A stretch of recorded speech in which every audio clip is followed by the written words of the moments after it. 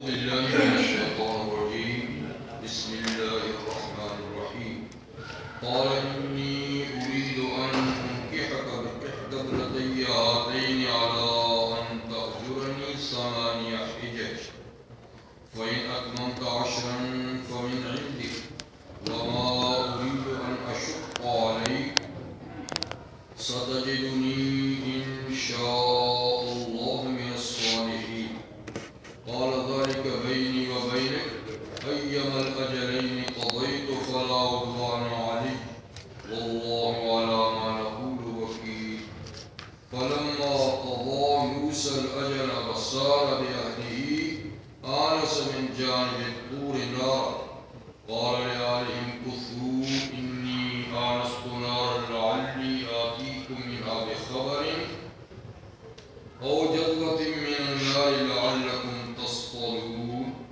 فلما أتاها نودي من شاطئ الوادي الأيمن في البقعة المباركة من الشجرة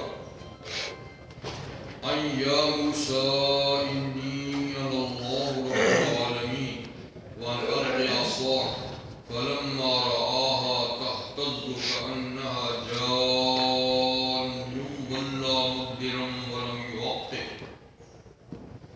يا موسى أقبل ولا تخف إنك من الآمنين اسلك يدك في جيبك تخرج بيضاء من غير سوء واضمم إليك جناحك من الرهب فذلك برهانان من ربك إلى فرعون وملئه إنهم كانوا قوما فاسقين صدق الله العظيم.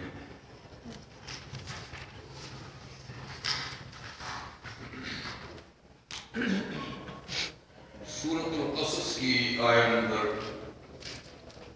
27 سے 32 تک آیات آپ کے سامنے ہوتے ہیں. حضرت موسیٰ علیہ السلام کے واقعے کے سلسلے میں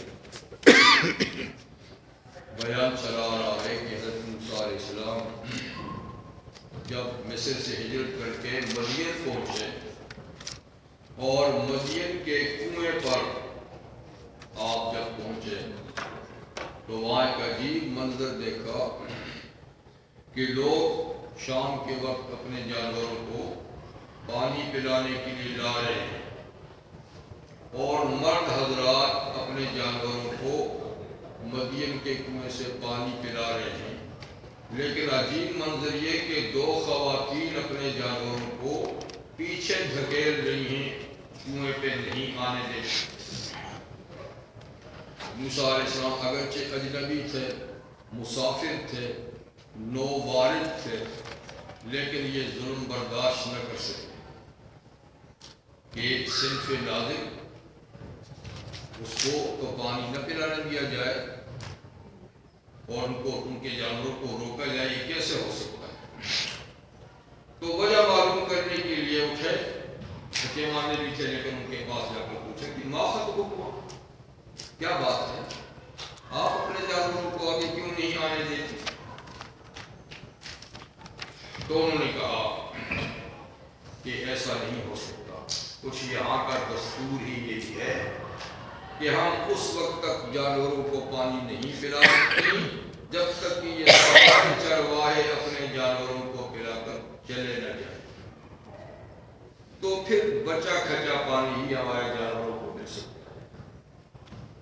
اور یہ کہ یہ کنویں کو بھی ڈھانک کے چلے جاتے ہیں. اور تمہیں تعجب ہوگا کہ اس پورے مجمع میں ہم 2 عورتیں کیوں جانوروں کو چرا رہی ہیں, باقی سب چرواہے مرد ہیں. تو اس کی وجہ یہ ہے کہ ہمارے گھر میں کوئی مرد باہر کا کام کرنے والا نہیں ہے. ہمارے باپ بہت بوڑھے عمر رسیدہ ہیں, وہ یہ خدمت انجام نہیں دے سکتے, ہمیں بامر مجبوری باہر کا کام بھی کرنا پڑتا ہے.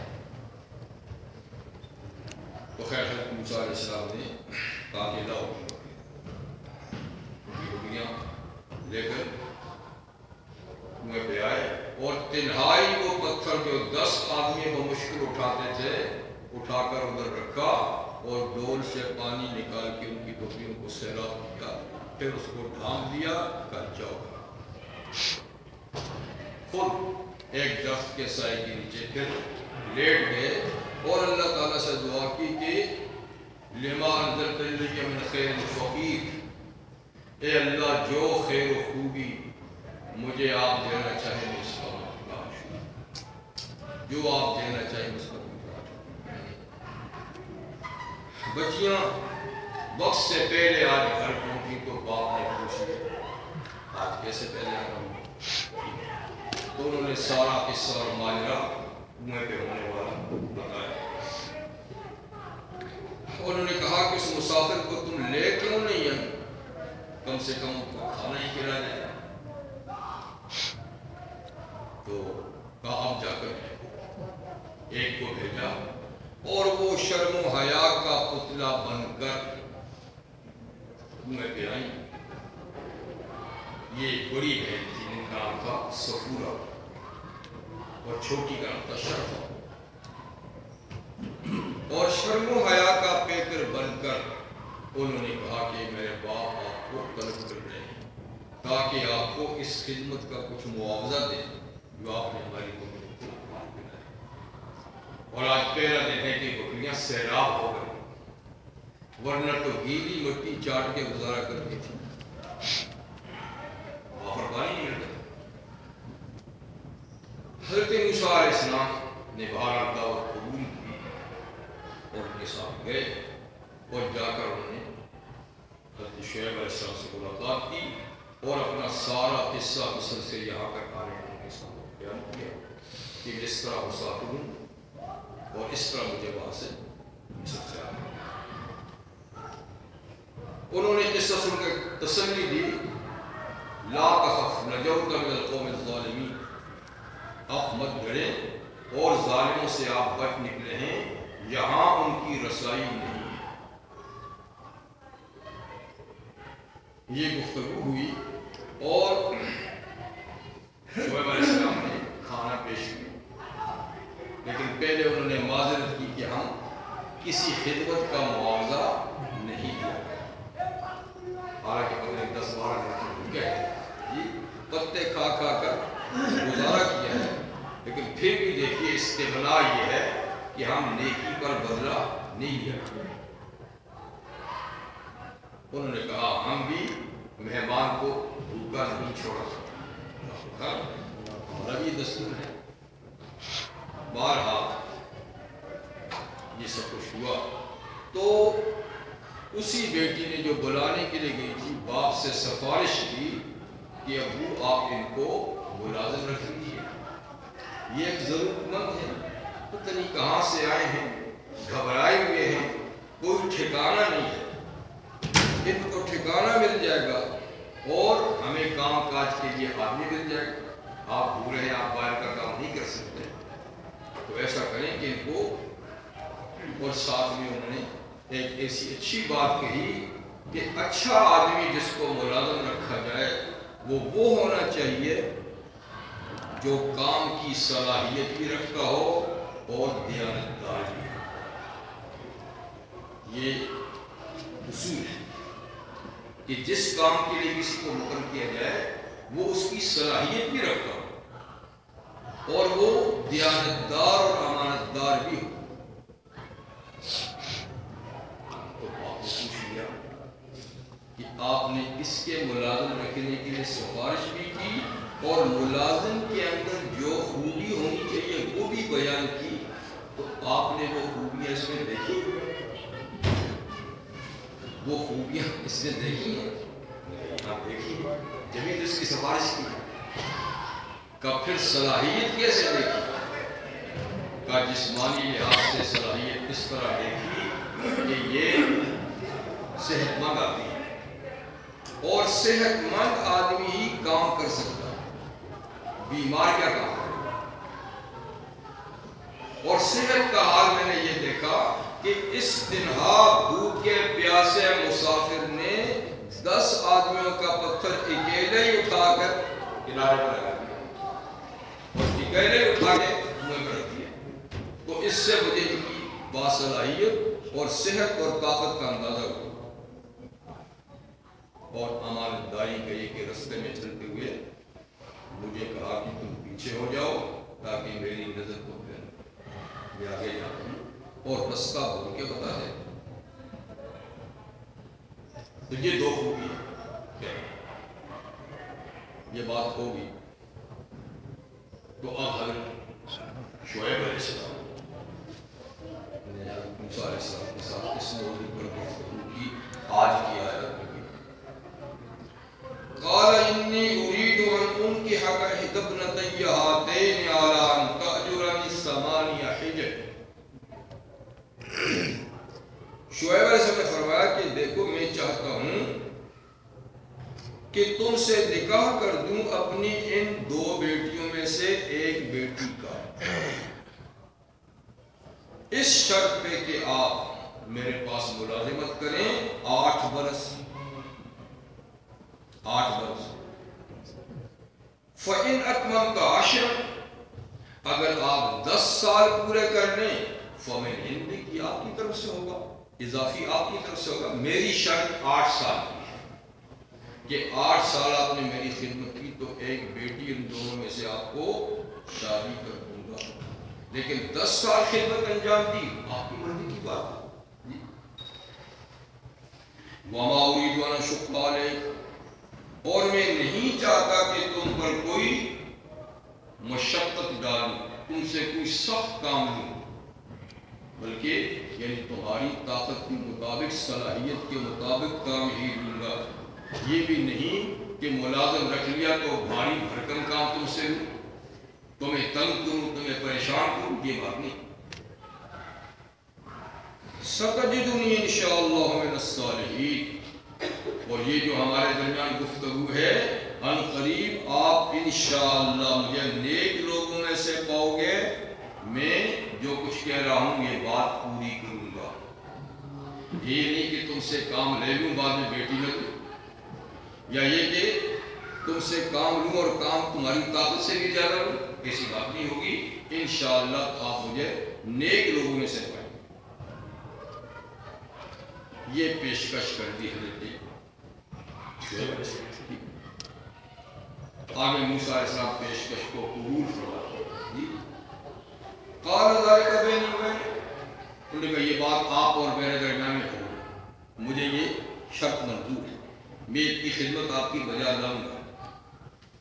اور یہ کہ ایم الاجلین قضی، ان دونوں مدتوں میں سے جو مدت بھی میں نے پوری کر دی، 8 سال تو آپ کے ساتھ طے شدہ ہیں، 2 سال مزید میری مرضی پہ آپ نے چھوڑے ہیں، تو ان دونوں میں سے جو مدت بھی میں نے پوری کر لی فَلَا عُدْوَانَ عَلَيَّ، تو دیکھیے پھر مجھ پہ ظلم نہیں ہونا چاہیے، پھر مجھ پر زیادتی نہیں ہونی چاہیے.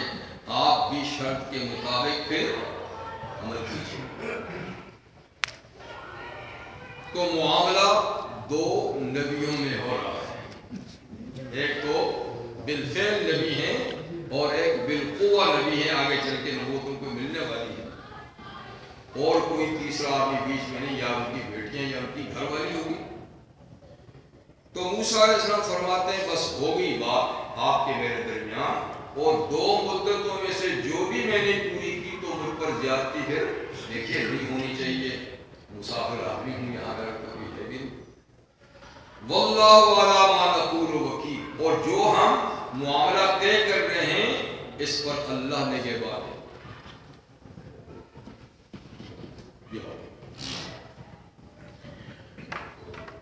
یہاں پر دیکھیے اب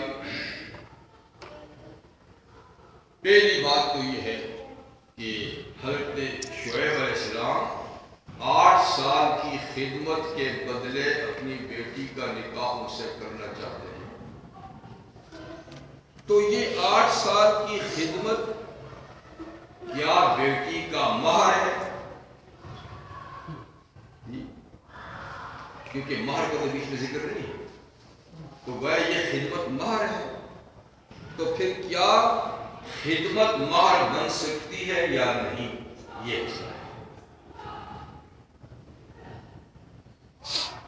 اگر اس میں یہ ہے کہ بکریاں بیٹی کی ہیں، بکریاں بیٹی کی ہیں، پھر تو یہ 8 سالہ خدمت ان کا چلانا یہ مہر بن سکتا ہے، اس لیے کہ مہر بیٹی کا حق ہو،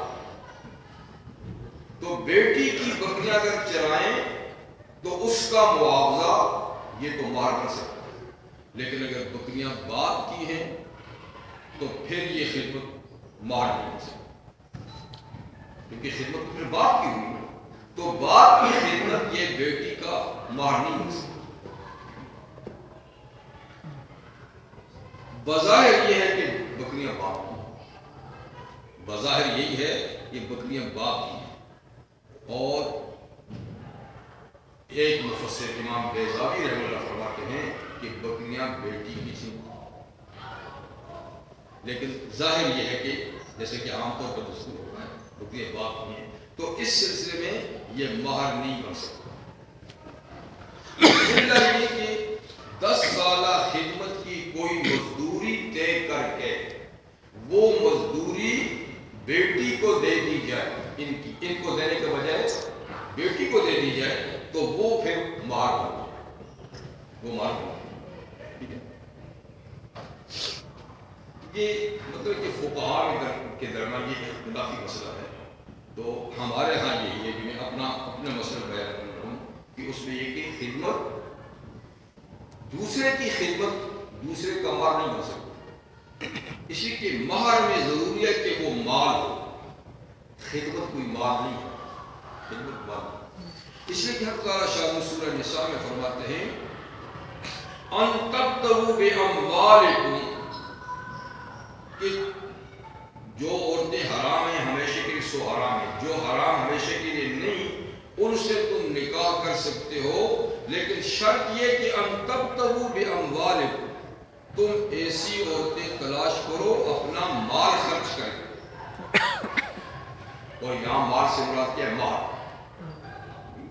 لازمی چیز جو نکاح میں خرچ ہوتی ہے وہ مہر ہوتا ہے، اور ولیمہ وہ تو سنت ہے، وہ ضروری نہیں ہے، لیکن مہر ضروری ہے، چاہے مہر کا تقرر نکاح کے وقت ہو جائے یا نکاح کے وقت تو مہر کا ذکر نہیں کیا، ویسے نکاح کر دیا، تب بھی مہر بہرحال بعد میں دینا ہو، پہلے طے کرنے بعد میں طے کرنے، نہیں طے کیا اور جھگڑا ہو گیا دونوں میں تو پھر مہر نصف دینا پڑتا، لیکن مہر کے بغیر چارہ کار نہیں، یہ ایک لازمی شرط ہے مہر کی، اور اس کے لیے اللہ فرماتے ہیں کہ اموالکم مال، اب خدمت پہ تو مال نہیں، خدمت تو مال نہیں، اور خدمت بھی کسی دوسرے کی ہو،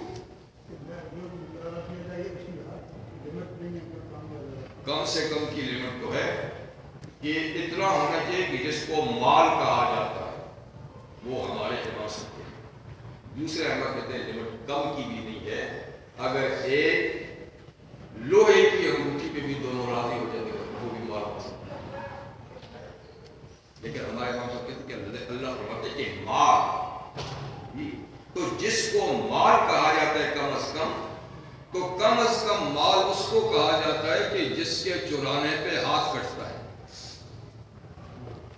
اور جس کے چرانے پہ ہاتھ کٹتا ہے وہ ہے 10 درہم، 10 درہم کا معنی یہ ہے کہ 2 تولے 7.5 ماشا چاندی، یہ کب سے کم بات ہے، اسی کے زمانے میں جو درہم چلتے تھے تو 10 درہم یعنی وہ 2 تولے 7.5 ماشے کے بنتے تھے، تو یہ کم سے کم ہے، اور اس پر نبی کی حدیث بھی ہے کہ لا مہر اقل من 10 دراہم، 10 درہم سے کم مہر نہیں، لیکن زیادہ کی کوئی نہیں، زیادہ کی کوئی نہیں ہے، اتنا باندھے جو دے سکتے، بس اتنا باندھے کی دے سکتے، تو خیر مال جو ہے وہ مال ہونا چاہیے، تو خدمت بھی کیونکہ مال نہیں ہے، ہاں بیوی کی کوئی خدمت ہے تو وہ البتہ مال ہو سکتا ہے۔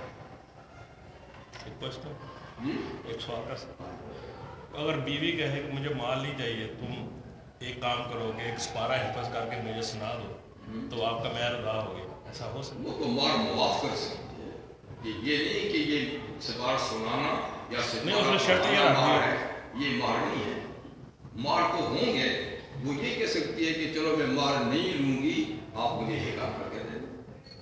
مار کے لیے تو مال ہونا ضروری ہے، معاف کر سکتی پورا مارنے کا اس نے کہا کہ یہ سپارہ حفظ کر کے مجھے سنا دو، مار پھر بھی دینا، اسی کی یہ مال ہے۔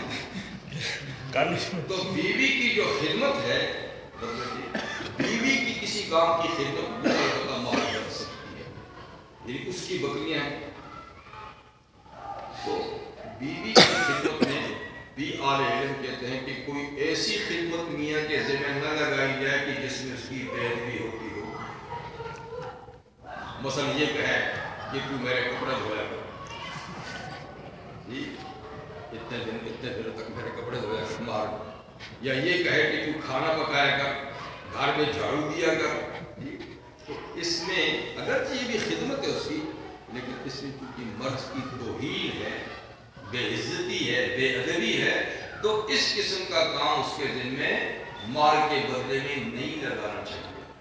ہاں باہر کا کام لگا سکتے ہیں کہ آپ میرا ریوڑ چلائیں، میری کھیتی باڑی کریں، میرا بزنس سنبھالیں، یہ ٹھیک، یہ بات ٹھیک ہے۔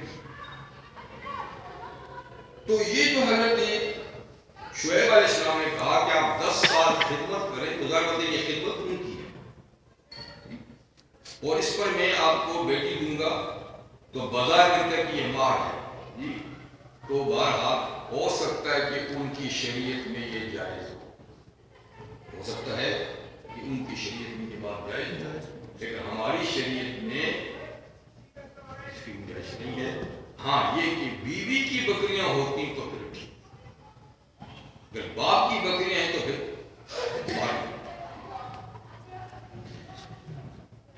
ایک بات یہ ہوئی، دوسری یہ کہ اس سے معلوم ہوا کہ کام کرنا یہ توکل کے منافی نہیں، بلکہ اللہ تعالیٰ نے جو اسباب پیدا کیے ہیں ان اسباب کو کام میں لانا یہ توکل کے منافی نہیں۔ دیکھیے حضرت موسیٰ علیہ السلام ملازمت قبول کر رہے ہیں، حالانکہ اللہ کے نبی ہونے والے ہیں، یہ نہیں کہ میں ملازمت نہیں کرتا، میں اللہ پہ بھروسہ کرتا ہوں، وہی رزاق ہے، کہہ سکتے تھے، لیکن نہیں، انہوں نے ملازمت اختیار کی، اس لیے کہ عمل کرنا، محنت کرنا، روزی حاصل کرنے کے لیے یہ سنت ہے، اور یہ اسباب میں سے تو اسباب کو چھوڑنا نہیں چاہیے۔ البتہ کبھی اگر کوئی بہت ہی بڑا باہمت ہو، یہ تو انبیاء کرام تو سب سے بڑا متوکل ہوتے ہیں، ان جیسا توکل تو کوئی کر ہی نہیں سکتا، لیکن پھر بھی وہ اسباب کو کام میں لاتے ہیں، اس لیے تاکہ لوگوں کے لیے، امت کے لیے سنت قائم ہو، لیکن کسی میں اتنی ہمت اور اتنی بہادری اور جرأت ہے کہ وہ توکل کر سکتا ہے اعلیٰ درجے کا، تو کرنے کی اجازت بھی ہے، بشرطے کے بعد میں پچھتائے نہیں وہ میں نے کیا کر دیا، یعنی اتنا عالی ہمت ہوئی ہے، جیسے کہ کئی ہمارے اسلاف ایسے گزرے ہیں کہ جنہوں نے اس درجے کا بھی توکل کیا، خاص طور پہ پہلے زمانے میں جو علم حاصل کرتے تھے ان کو بڑی مشقتیں برداشت کرنی پڑتی تھی علم کے لیے، دور دراز کے سفر، پیدل سفر، جی تو کہیں کہیں ان کو جانا پڑتا تھا۔ تو تاریخ میں ایسے بڑے اعلی علم ہیں جنہوں نے علم کے سیکھنے کے لیے بے مثال توکل سے کام کیا، جن میں امام بخاری رحمہ اللہ جی، اور امام عبدالرزاق ابن حمام ہیں، ابن جریر طبری ہیں، جنہوں نے دور دراز کے سینکڑوں میل کے سفر کیے اور بھوکے بھی رہے، کسی کے سامنے دست سوال بھی دراز نہیں کیا، بھوک پیاس انہوں نے برداشت کی، لیکن علم کی خاطر انہوں نے کوئی کام بھی نہیں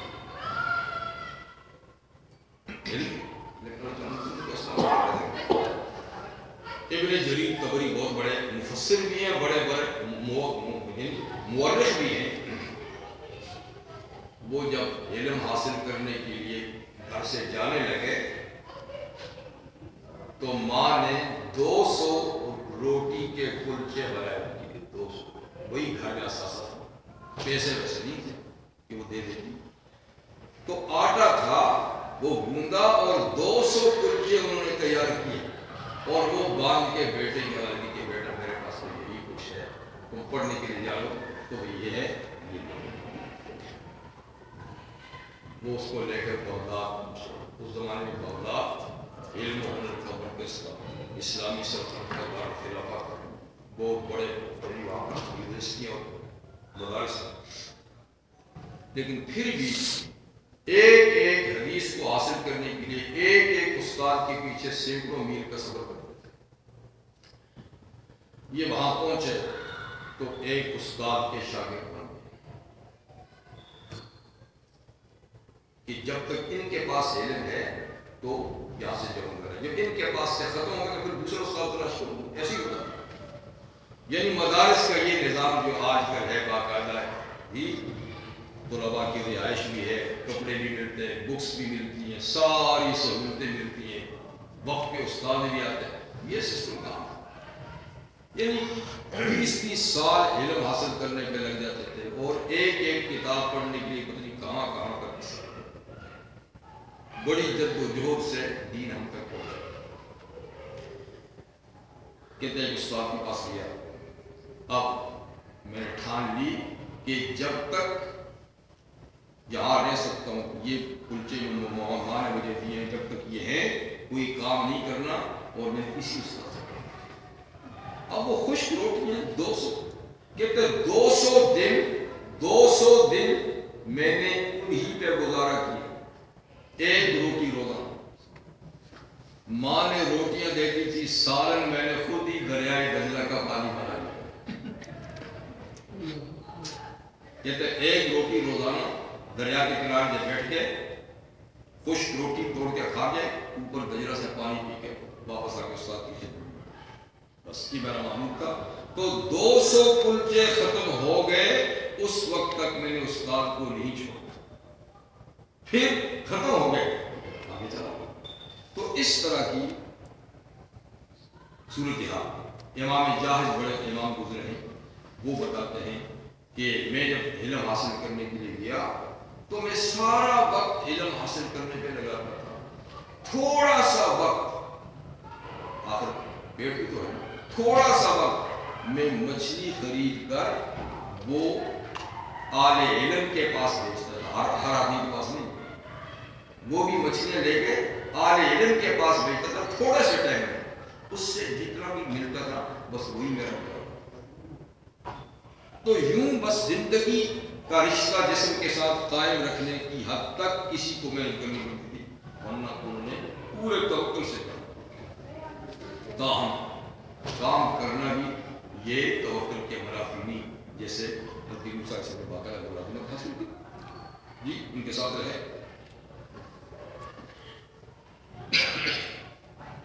سامانیہ 8 برس کی ملازمت. رحمت عالم صلی اللہ علیہ وسلم جب مکہ والوں نے ان کی دعوت کی پاداش میں تنگ کر کے مکہ مکرمہ سے نکلنے پہ مجبور کیا, تو رحمت عالم صلی اللہ علیہ وسلم بھی 8 سال تک مدینہ میں رہے. 8 سال کے بعد اللہ تعالیٰ نے ان کو فاتح بنا کر مکہ بھیجا. 8 سال کے بعد مکہ فتح. یہ 8 سال ملازمت کر رہے ہیں, حضور 8 سال ہجرت کر رہے ہیں. 8 سال کے بعد یا 10 سال کے بعد یہ اپنے وطن جا رہے ہیں. حضور صلی اللہ علیہ وسلم کو 8 سال اور اس کے بعد پھر 2 سال مزید کے بعد پورے عرب پہ ان کو حاصل ہو. 8 سال کے بعد تو مکہ فتح ہوا. 9 سال آپ نے مشرکوں کو کچھ نہیں کہا, آؤ تم اپنا حج کر لو. اسی سال حج فرض ہوا تھا, آپ خود تشریف نہیں لائے. ابو بکر صدیق رضی اللہ عنہ کو امیر حج بنا کر بھیجے کہ آپ جاؤ ان لوگوں کو حج کرو, اور اس سال جو آ رہے ہیں باہر سے ان کو آنے دو, لیکن ساتھ میں یہ اعلان کر دینا کہ یہ تمہارا آخری حج ہے. اگلے سال کوئی مشرک اس ایریے میں ہم نہیں دیکھنا چاہتے, کوئی ننگا حج بیت اللہ کا نہیں کر سکتا. تو چونکہ 10واں سال جب آیا تو پھر نبی کریم علیہ السلام اس طرح مکہ میں تشریف لائے حج کے لیے کہ کوئی مشرک اس سال نہیں تھا، اور نبی کریم علیہ السلام 1 لاکھ سے زیادہ صحابہ کے ساتھ مکہ میں حج کے لیے وارد ہوئے، اور پوری کامیابی اللہ تعالیٰ نے آپ کو عطا فرمائی 10 سال کے بعد۔ یہاں 10 سال کے بعد حضرت موسیٰ ہجرت کر رہے ہیں، پھر اپنے وطن جا رہے ہیں۔ اور یہ ہے کہ 8 سال تو طے ہے، مفسرین کہتے ہیں کہ اللہ کا نبی ہے اس لیے اس نے یقیناً 10 سال لگائے، بجائے اس کے ملازمت کم کریں، یعنی انہیں ضرور زیادہ کریں، ضرور زیادہ کریں، اسے کہ نبی کے شان کے ساتھ یہی بات مناسب۔ تو خیر ان کی شادی ہو گئی، انہوں نے یہ ڈیوٹی پوری انجام دے دی، اور 10 سال جب پورے ہو گئے، مدت پوری ہو گئی، تو اب انہوں نے حضرت شعیب علیہ السلام سے درخواست کی۔ اب تک ان درخواست بھی نہیں کی تھی، اس لیے کہ ڈیوٹی کا زمانہ ہے، بیچ میں چھٹی نہیں، مسلسل۔ اب ان سے کہا کہ مجھے ماں اور بھائی یاد آ رہے ہیں، جو ان کو مصر میں چھوڑ کے آیا تھا، بڑے بھائی ہارون علیہ السلام، والدہ ہیں، بہن ہے، تو مجھے اپنے عزیز یاد آ رہے ہیں۔ اب آپ کی ڈیوٹی تو پوری ہو چکی ہے، آپ اجازت دیں میں ان کی ملاقات کے لیے جانا چاہتا ہوں۔ تو حضرت شعیب علیہ السلام نے ان کو بالکل نہیں روکا، تم جا سکتے ہو، ڈیوٹی پوری ہوگی تو ہم جائیں، اور یہ کہ اپنی بیوی کو بھی ساتھ لے کر جائیں۔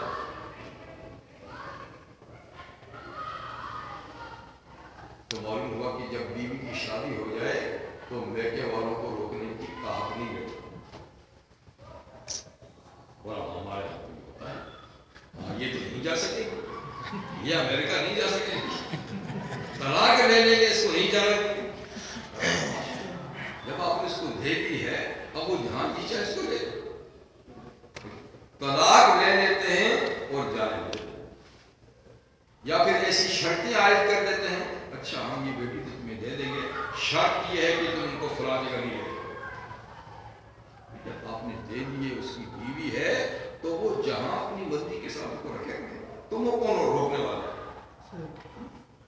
تو حضرت شعیب علیہ السلام نے نہ کبھی مصر دیکھا، نہ کبھی مصر گئے، لیکن نہیں کہا کہ میری بیٹی مصر نہیں جا سکتی، پتہ نہیں کیسا ملک ہوگا، پتہ کتنا دور ہوگا، پھر پتہ نہیں مجھ سے مل سکے گی نہیں مل سکے گی، عام طور سے کبھی یاد ہے کہا ان کو ساتھ لیتے ہیں۔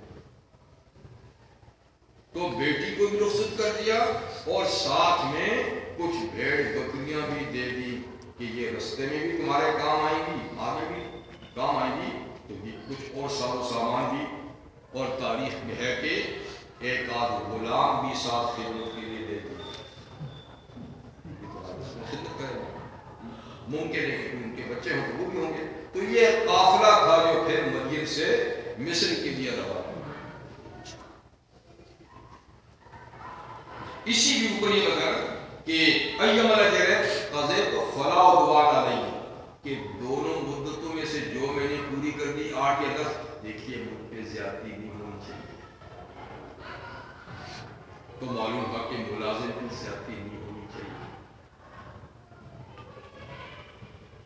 نبی کریم صلی اللہ علیہ وسلم کا ارشاد گرامی ہے کہ ملازم یا ملازم ہو یا غلام ہو، کوئی بھی ہو، اس سے اس کی ہمت اور اس کی طاقت سے زیادہ کام مت لو، اتنا کام لو جتنا وہ کر سکتا ہو، ٹھیک ہے؟ اگر زیادہ کام ذمہ لگایا ہے تو خود بھی اس کا ہاتھ لگاؤ، خود بھی اس کا، اور یہ کہ کھانے پینے کے معاملے میں بھی ان کو ٹھیک کھلاؤ پلاؤ۔ اسلام سے پہلے غلام کو کیا، آزاد غریب کسان جو تھے، حکومتیں ان پر بھی بے انتہا ظلم ڈھاتی تھی، یعنی فارس کی سلطنت اور روم کی سلطنت جو بڑی قوتیں تھی اس زمانے میں، ان کا حال یہی تھا کہ وہ غریبوں کو اتنا دباتے تھے، اتنا کہ 12 گھنٹے ان سے کام لیتے تھے، اور کھانا ان کو اتنا بھی نہیں دیتے کہ ان کا پیٹ بھر سکے۔ ٹیکس اتنے عائد کرتے تھے اپنی عیاشی کے لیے کہ کوئی نیچے کے طبقہ والا سر اٹھا ہی نہیں سکتا، ہمیشہ گرا ہے۔ تو اس ظالمانہ نظام کو اللہ تعالیٰ نے اسلام کے ذریعے سے ختم کیا، دونوں حکومتیں گرا۔ تو اسلام میں ملازم ہو چاہے غلام ہو کوئی بھی ہو، حکم یہ ہے کہ اس کی طاقت سے زیادہ اس کو کام نہیں دیا جائے تو اس کے اندر اس کے ساتھ ہاتھ بٹھائے، اور یہ کہ اس کو اتنا آرام اور سکون کا وقت بھی دیا جائے جس میں وہ اپنا برا بھلا سوچ سکے، علم حاصل کر سکے، اچھے لوگوں کی صحبت میں بیٹھ سکے، اپنی رب کی عبادت بھی کر سکے، عبادت کا ٹائم اس کو دیا جائے، آخرت کے بارے میں سوچنے کے لیے اس کو وقت دیا جائے، تو اس کو باقاعدہ یعنی بیل کی طرح ہر وقت کام میں جوتے رکھنا، کام کیا کھایا اور سو گیا، نہ علم کا پتہ ہے، نہ عمل کا پتہ ہے، نہ برے بھلے کا پتہ ہے، تو یہ ظلم ہے۔ یعنی ان کو ملازمین کو باقاعدہ اتنا وقت ملنا چاہیے کہ جو عبادت کرنا چاہیے کریں، علم حاصل کرنا چاہیے کریں، جسم کو جان کو سکون دیں، اس طریقے سے باقی سارے معاملات بھی اپنے طے کریں، اتنا کام ان کے ساتھ، یہ ان کے حقوق ہیں، ملازمین کے حقوق۔ اور یہ بھی فرمایا کہ ملازم کو اس کا کام ختم ہونے سے پہلے بلکہ پسینہ خشک ہونے سے پہلے اس کی مزدوری دی۔ عمرو بن عاص رضی اللہ تعالیٰ عنہ جب کسی سے کام لیتے تھے تو گھر والوں کو تاکید کرتے تھے کہ دیکھو کام ختم ہونے کے ساتھ ہی اس کی پیمنٹ کرنی ہے، اور کوئی کام اتنا اس کو نہیں دینا کہ یہ کر نہ سکے، اگر کوئی بھاری بھرکم کام ہو تو اس کے ساتھ خود بھی ہیلپ کرے۔ تو اسلام کا بڑا عادلانہ نظام، بڑا منصفانہ نظام ہے جی، لیکن اب اسلام کا نام آتا ہے تو لوگ گھبرا جاتے ہیں، پتہ نہیں کیا ہو جائے۔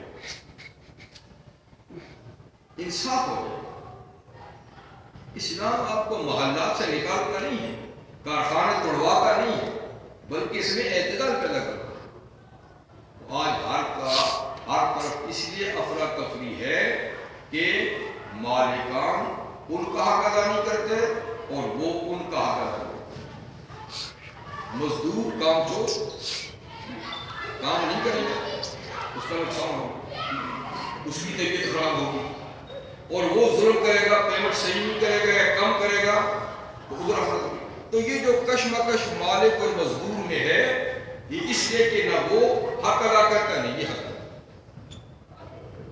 اگر یہ ایمانداری سے کام کریں اور وہ ان کی سارے حقوق کا خیال کریں، دیکھیے یہاں حضرت شعیب علیہ السلام عاجل اور حضرت موسیٰ اجیر ہے، ملازم، وہ جیسے کہ کام لینے والے، کام کرنے والے۔ تو حضرت شعیب کیا کہتے ہیں کہ ماں اريد ان اشق علیکم، میاں آپ کو 10-8 سال کے لیے ملازم رکھتا ہوں، لیکن میں آپ پر کوئی مشقت کا کام ڈالنا نہیں چاہتا، جو آپ نہ کر سکتے ہو وہ کام آپ سے لینا نہیں چاہتا، جتنا آپ کر سکیں گے اتنا ہی کام آپ سے لوں۔ تو مالک کا کام کیا ہے کہ وہ اجیر سے اتنا کام لے جو وہ کر سکتا ہے، اس کی صلاحیت ہے، اور پھر اس کو باقاعدہ آرام کا بھی، علم کا بھی، عمل کا بھی، سوچ و بچار کا بھی، اچھی سوسائٹی میں جانے کا بھی وقت ملنا چاہیے۔ بیل کی طرح 12 گھنٹے کام کر کے 12 گھنٹے سوتا رہے،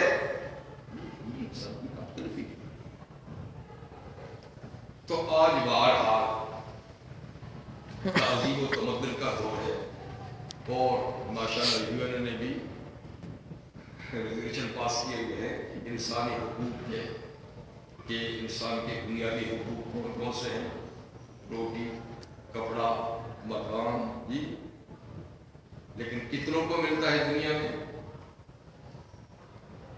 کتنوں کو ملتا ہے، یہ نہیں، بھارت قانون پاس کرتے، اور پتہ نہیں ہے کہ یہ قانون تو قرآن نے 1500 سال پہلے سے پاس کیا. انسان کے بنیادی حقوق تم نے جتنے مقرر کیے اس سے زیادہ قرآن نے پہلے سے مقرر کیے. تم نے صرف روٹی کپڑا مکان جی اور صحت تک کی بات کرتے ہو, تعلیم تک کی بات کرتے ہو. یہ ساری چیز حضور صلی اللہ علیہ وسلم نے نہیں فرمایا کہ طلب العلم فریضۃ علی کل مسلم اور مسلمہ, علم حاصل کرنا ہر مسلمان مرد عورت پر فرض ہے.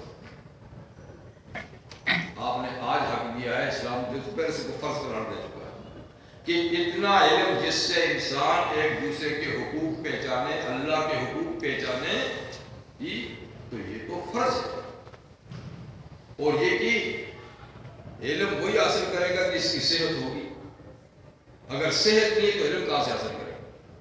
اس لیے صحت بھی اس کے ساتھ آ گئی. اس انسان کو کام کے ساتھ ساتھ صحت مند بھی رہنا چاہیے, اور صحت مندی کے لیے یہ ہے کہ اس کو اتنا کام نہ دے کہ اس کی صحت پر بار بنے. تو بار صورت چیزیں ہمارے پاس ہیں لیکن ہم نے فراموش کی ہوئی ہیں, اور دوسرے لے کر ڈنڈے کو چوٹنے تک یہ کریے بخریہ کام ہم کر رہے ہیں. آپ نے کہاں کرنے ہیں تو ہم کر چکے ہیں, ہمارے معاشرے کی حصہ ہو گئی. تو خیر عاجل کا کام کیا ہے کہ مشقت کا کام نہ دے. اجیر کا کام یہ ہے کہ امانت داری کے ساتھ پورے کا پورا کام. تو اب حضرت موسیٰ علیہ السلام روانہ ہو رہے مدین سے دوبارہ 10 سال کے بعد مصر. فلما قضى موسى الاجل, جب موسیٰ علیہ السلام نے مقررہ وقت پورا کر لیا 10 سال شعیب علیہ السلام کے پاس, تو ان کی اجازت سے سارا بے اہل ہی اپنی فیملی کو لے کر چل پڑے. اہل سے مراد کیا ہے؟ یعنی بیوی اور ساز و سامان یا غلام بھی جو دیا تھا, ان سب کو لے کر آپ چل پڑے مصر چل پڑے.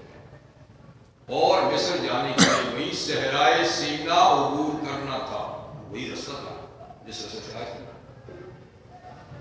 صحرائے سینا میں پہنچے تو رات کا وقت تھا اور شدت کی سردی بھی تھی, بیوی کچھ بیمار بھی تھی, رات کا وقت بھی تھا.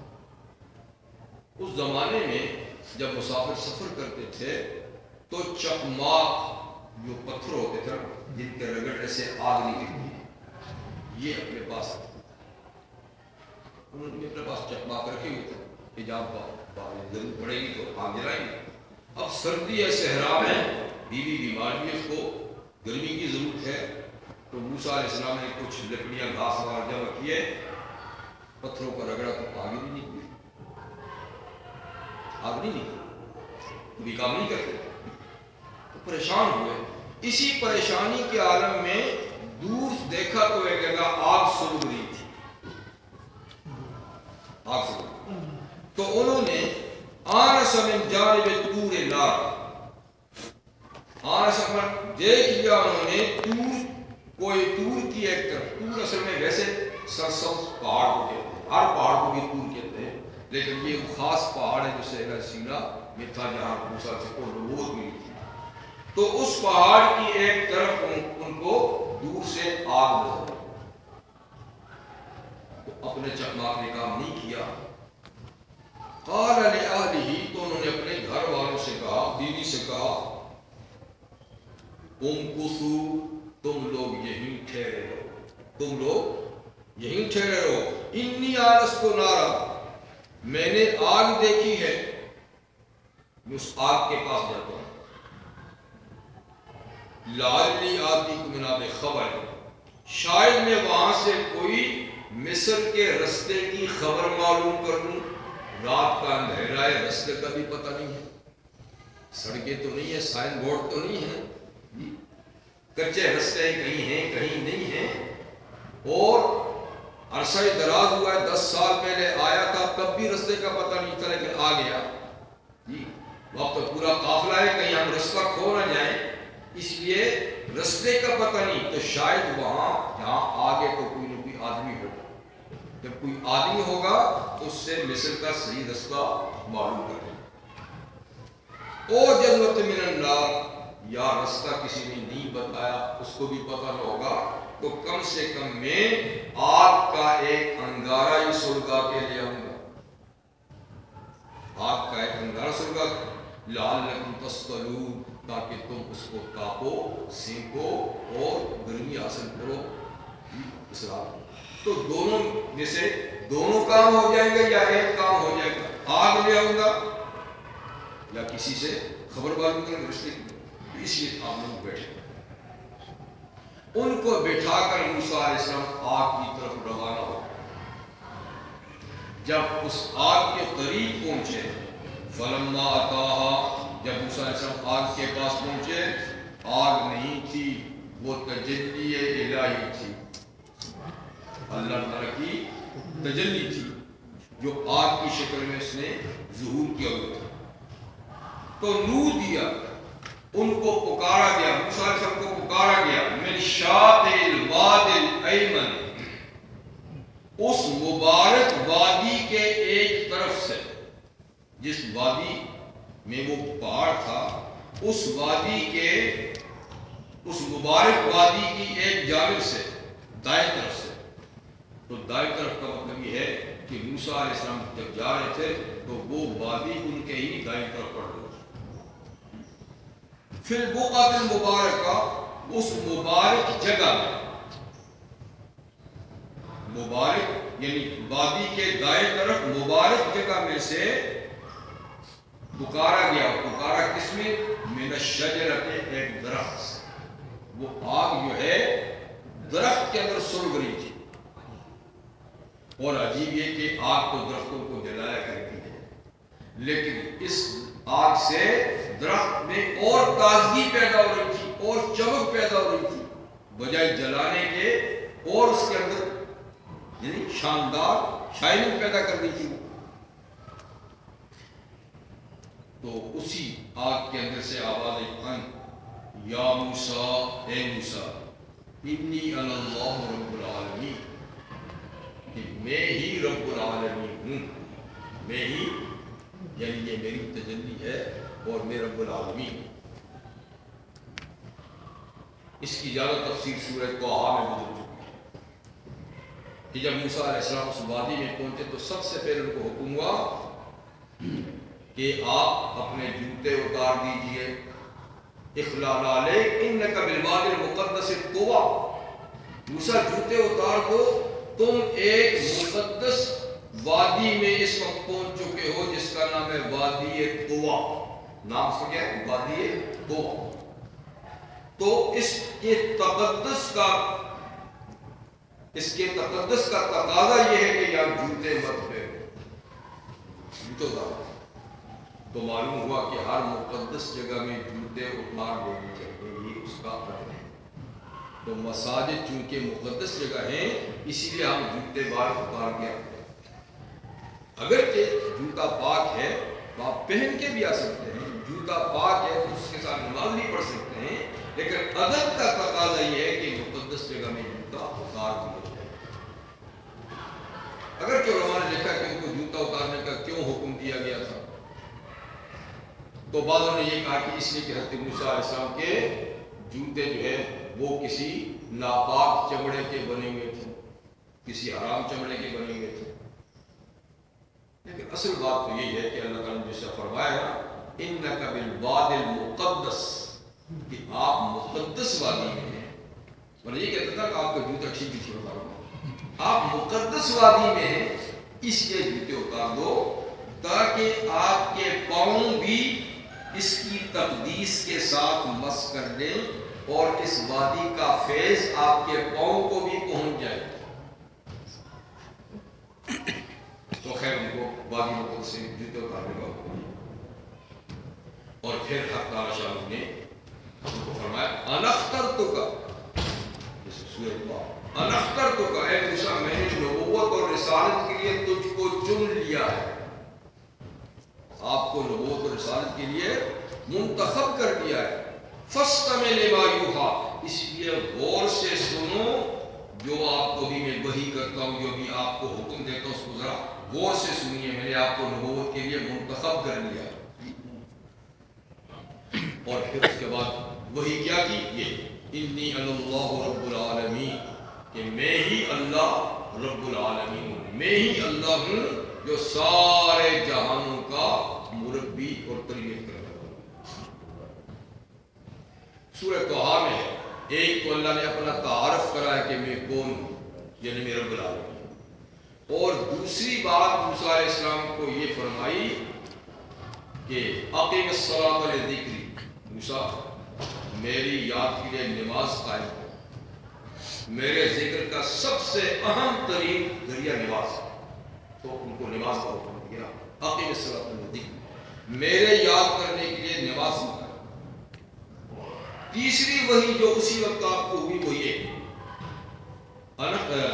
تیسری وحی یہ ہوئی کہ ان الساعۃ لآتیۃ، ایک قیامت آنے والی ہے، قیامت آنے والی ہے، اور اکاد اخفیہا، اس کا وقت میں نے ایسا چھپا رکھا ہے کہ ہو سکتا تو میں اپنے آپ سے بھی چھپا دوں، لیکن اپنے سے تو نہیں چھپ سکتا، لہذا اور کسی کو پتہ نہیں، سوائے میں اور کسی کو پتہ نہیں۔ اور قیامت کیوں قائم کروں گا؟ لِتُجْزَى كُلُّ نَفْسٍ بِمَا كَسَبَتْ، تاکہ ہر آدمی کو اس کی محنت کا پھل دیا جائے، ہر آدمی کو اس کے عمل کی جزا دی جائے، اس لیے میں قیامت قائم کروں۔ تو یہ ابتدائی ہوئی، ایک اپنا تعارف کرایا کہ میں کون ہوں، انا اللہ رب العالمین، دوسری یہ کہ مجھے یاد کرنے کے لیے نماز قائم کر، تیسرا یہ کہ قیامت آنے والی ہے لیکن اس کا ٹائم میں نے کسی کو نہیں بتایا، یہ وہی ابتدائی۔ یہاں اس میں سے صرف ایک کا ذکر ہے کہ تعارف کرا کہ میں رب العالمین ہوں، آپ نبی ہیں، میں رب العالمین ہوں۔ اب اس کے بعد جب نبی ہیں تو نبوت کی صداقت کے لیے اللہ ہر نبی کو کوئی معجزہ دیتے ہیں، جو جا کر دکھاتے ہیں امت کو کہ دیکھو میں نبی ہوں، یہ میری نبوت کی نشانی ہے۔ جیسے کوئی سفارتکار سفیر بن جاتا ہے تو کاغذات سفارت پیش کرتا ہے کہ اس حکومت کی طرف سے دیکھیے یہ لیٹر ہے میرے پاس، یہ اس کا سفیر ہے۔ تو نبی کو اللہ معجزہ دیتا ہے، وہ جا کر قوم کو دکھاتے کہ دیکھو میں نبی ہوں، یہ نشانی ہے۔ اللہ تعالیٰ نے موسیٰ صلی اللہ علیہ وسلم اسی وقت دو نشانیاں نبوت کی دی اور فرمایا القی عصاک، موسیٰ اپنی لاٹھی جو ہے اس کو زمین پہ ڈالو۔ یہاں اترا ہے سورہ طٰہٰ میں کہ پہلے پوچھا آپ کے ہاتھ میں کیا ہے، ماتل کا بھی یمینی کا یا موسیٰ، موسیٰ تیرے دائیں ہاتھ میں کیا ہے؟ ان کو سب کچھ پتا ہے، لیکن ان کو بالکل لاٹھی کی طرف متوجہ کرنے کے لیے سوال کیا تاکہ ان کو اچھی طرح معلوم ہو جائے کہ یہ میری لاٹھی ہے، پھر اس کو میں بدلوں گا۔ انہوں نے کہا یا نہیں میری لاٹھی ہے، اور پھر تھوڑی سی تفصیل بھی کی کہ یہ اس پہ میں تکیہ لگاتا ہوں جب تھک جاتا ہوں، اور بکریوں کے اوپر پتے بھی جھاڑتا ہوں، اور بھی کئی کام اس سے لیتا ہوں۔ تو پھر اللہ نے فرمایا القی عصاک، اس میں ذرا زمین پہ ڈالو۔ زمین پہ لاٹھی ڈالی، اور یہ لاٹھی کیا تھی؟ کہتے ہیں کہ حضرت شعیب علیہ السلام نے ان کو دی تھی کہ یہ موسیٰ ساتھ لیتے جاؤ، لاٹھی بھی، اور رستے میں بکریوں پہ پتے جھاڑنا، اس سے اور بھی رستے میں کام آئے گی، تو یہ لاٹھی میری لیتے ہیں۔ اور یہ بھی تفسیری روایات ہے، کوئی قرآن کی آیت یا کوئی حدیث نہیں ہے کہ یہ لاٹھی حضرت آدم علیہ السلام کی تھی دراصل، اور ان سے چلتے چلتے چلتے چلتے شعیب علیہ السلام کے پاس آئی تھی، تو انہوں نے حضرت موسیٰ سے کے حوالے کر، ہو سکتا ہے کہ ان کی اپنی لاٹھی ہو یا آدمی سے چل گیا، بہرحال یہ لاٹھی ان کے پاس تھی، اسی کو کہا زمین پہ ڈالی۔ زمین پہ ڈالی تو فلما رآہا، ڈالتے ہی جب اس کو دیکھا، تہتز، حرکت کر رہی ہے، اب لاٹھی نہیں حرکت کر رہی ہے، اور کیسے کأنہا جان، جیسا کہ وہ اچھلتا کودتا سانس۔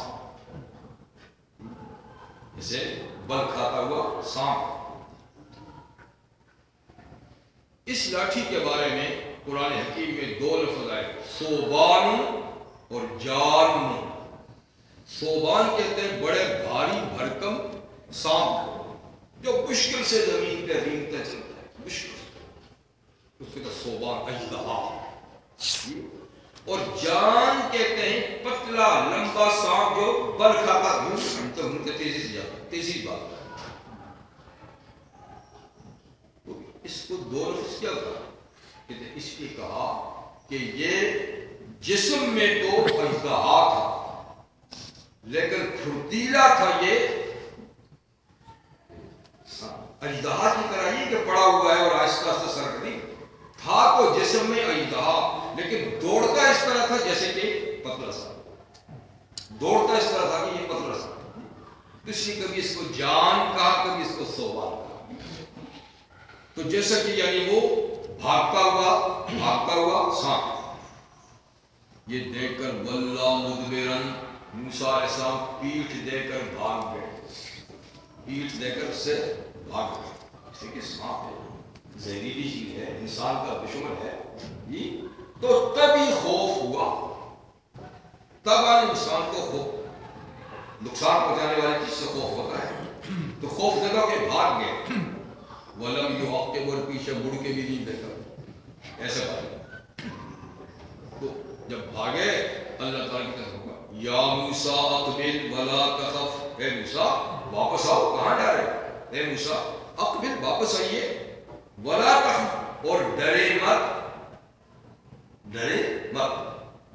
انک من الآمنین، آپ تو امن والوں میں سے ہیں، آپ کا یہ کچھ نہیں بگاڑے گا، آپ کا یہ تو آپ کی نبوت کی نشانی ہے، آپ سے واقعی صاف نہ سمجھیں۔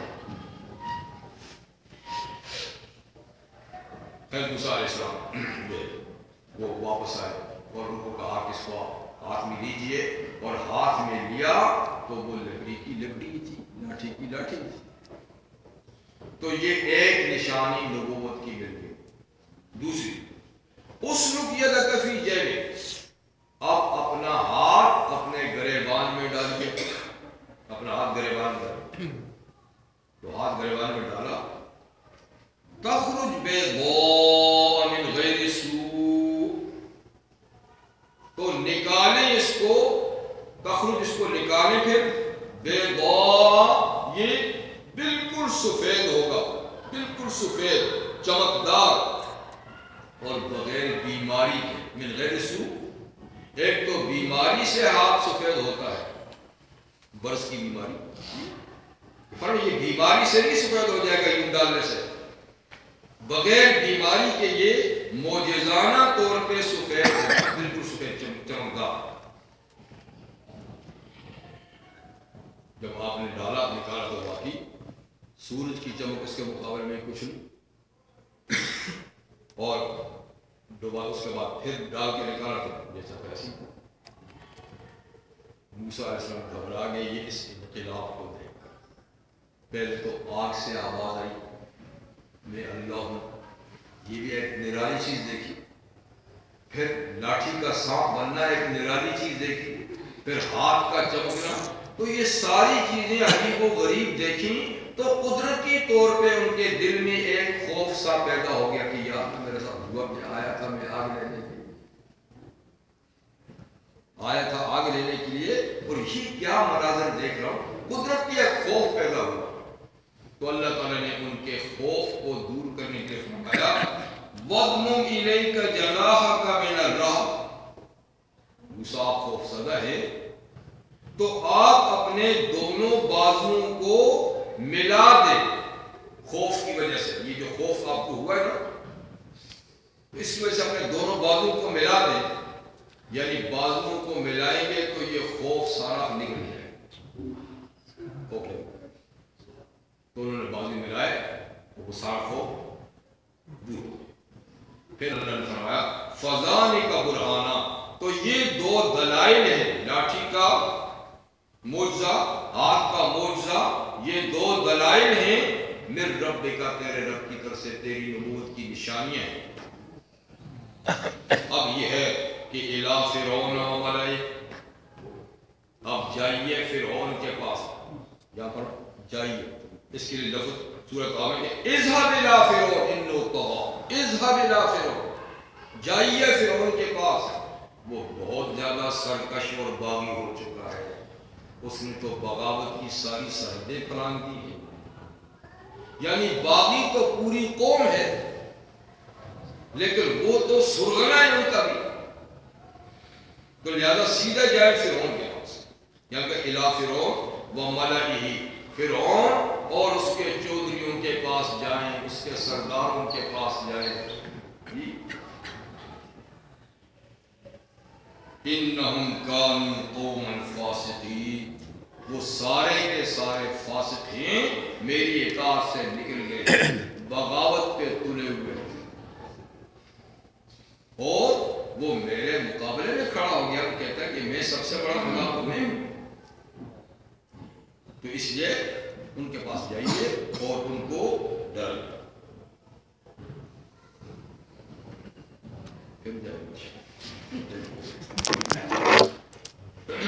تو یہاں ڈیوٹی موسیٰ علیہ السلام کے حوالے ہو. ٹھیک ہے، اب ڈیوٹی پہ انشاءاللہ اگلے